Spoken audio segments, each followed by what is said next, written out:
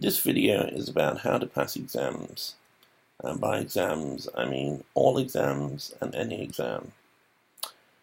Now, that doesn't mean that you can walk into an exam, know absolutely nothing, and come out with a perfect score. What I'm talking about here is technique, and the problem is most students, I would say as many as 99% plus students, don't understand exam technique.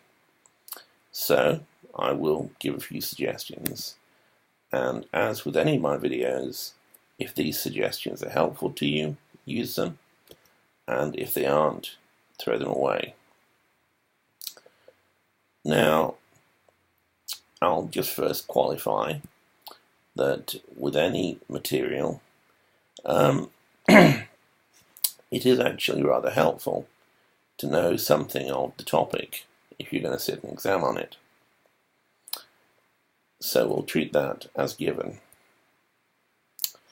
But then if you take, let's say, maybe you're an undergraduate or maybe you're a postgraduate and you're going to walk into an examination hall and sit down with a, say, 10-page blank piece of paper in front of you and an exam script listing several questions, and it doesn't matter which subject you're facing, technique is critically important. Now, one technique that's extremely useful is bullet pointing. Maybe you've got a psychology exam. Now, what you aren't taught, what your lecturers don't ordinarily teach you, is about spreading out the work. Now, you might decide, oh, I'm going to write a paragraph about, let's say, Freud. And the problem with that is it doesn't make it very markable for the actual person, the lecturer, the professor, the tutor. Because when they come to see your work, they see merely a paragraph. Now, what hopefully they'll do is they'll try and isolate the items line by line and kind of focus. There's a full stop there, there's a full stop there. Did that person actually make a useful point, yes or no? The problem is that academics, tutors, lecturers, any sort of person who provides you with knowledge or helps you to gain it, is limited in their own sense, and them actually reading in detail the answers of every student that comes in front of them is unlikely in the extreme. It does happen on occasion, but it is the exception. What happens in a more realistic scenario is the person who marks your paper will read part of the answer. They'll read your answer very quickly, and if you can help them to mark your paper, you will get ahead, and if you don't, you won't. So instead of putting one paragraph that explains, say, Freud, it is much easier if you can split that out, and ideally one sentence with a bullet point by it, another sentence with a bullet point by it. So you've done that 3 times, you've got 3 sentences, 3 bullet points, then you've created yourself 3 marks, instead of perhaps 1 mark for the paragraph, or maybe you got lucky, maybe the paragraph got 2 marks. See, this is the problem. At the very worst, you've turned 2 marks into 3. Now, that might not seem, oh, you know, that the marker should read in detail every student's question, that every student's answer who comes in front of them. That may be true, but it's very idealized, and you have to understand that, as I say, markers are people, and if you help them to mark the paper, you will be rewarded. That is a reality.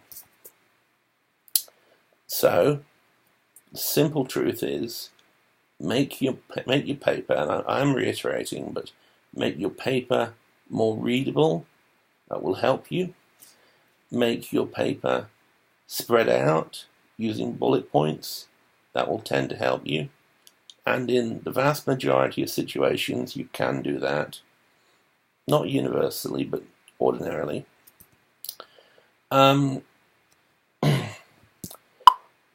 Then another technique would be the use of keywords and key points. So let's stick with our Freud scenario for psychology. So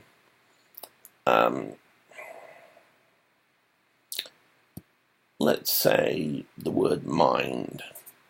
You're doing a psychology paper, and you might do before this a spider diagram linking mind to all the different scenarios it might appear in.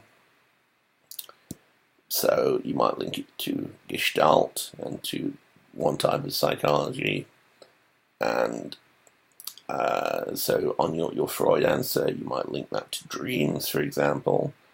And it's not that Freud doesn't refer to anything else, or dreams doesn't refer to anything else. It's just that, think of it this way, think of it from the perspective of the person marking the paper.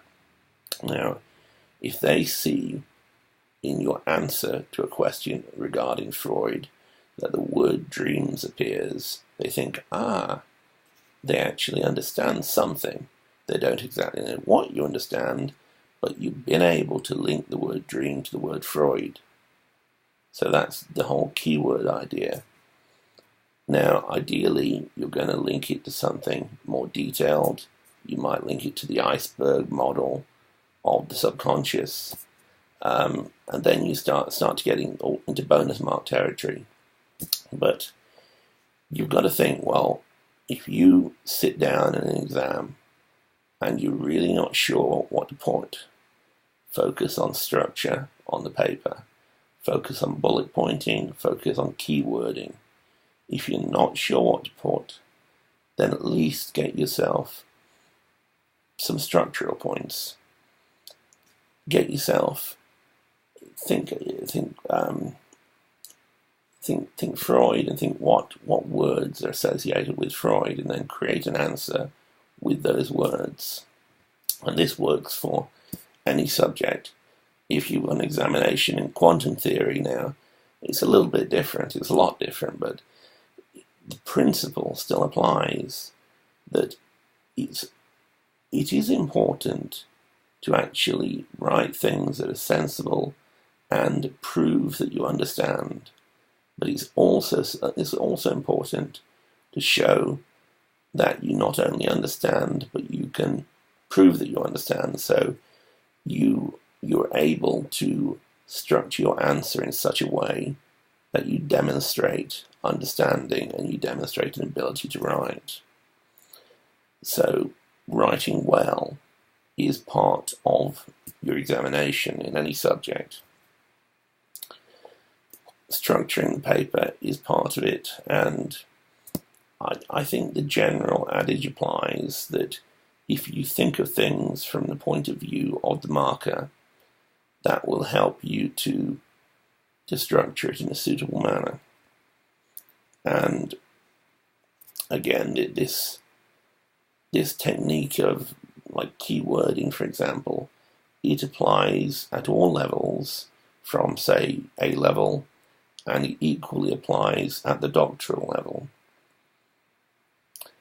It doesn't mean that you don't have to make sense. It just means that, say I'm marking your doctoral thesis, then that's 100,000 words, for example. That's rather a lot to read, and anyone would get tired reading that. It doesn't matter how brilliant you are, people get tired. But if they're reading it and then they see the keywords as they read it, it makes it easier to read. Studies have shown that more readable material, for example, in the case of annual reports, it affects company performance. It helps. Readability helps in so many different ways. So here's another tip. You could try and make it easier to read. You could try and, instead of using a word with 13 letters, use a word with 6. Anything you can do. I mean, there's no black and white rules, but there are guidelines, and I'm setting out a few guidelines. Okay, so I hope this helps. Thank you.